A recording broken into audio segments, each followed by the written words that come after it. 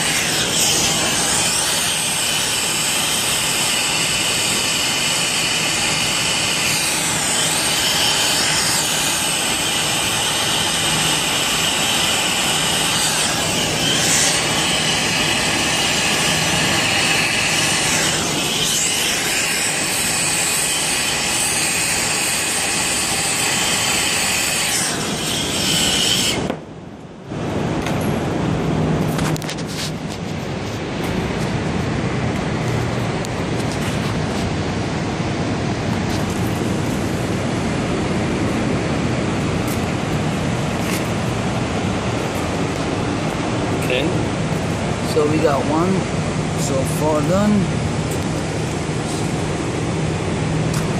I'm gonna go ahead and finish this up right here, and let's get those right there, and then I'll pull the vacuum obviously and start the units. First I'm gonna leak check it, make sure there's no other leaks here or nothing else is damaged. I mean, I don't believe so, because everything else, that line just pretty much goes up there, goes in there. So from here on, everything looks like it's normal, you know, nothing's wrong with it. Just here the scaffolding fell down. Okay, stay tuned.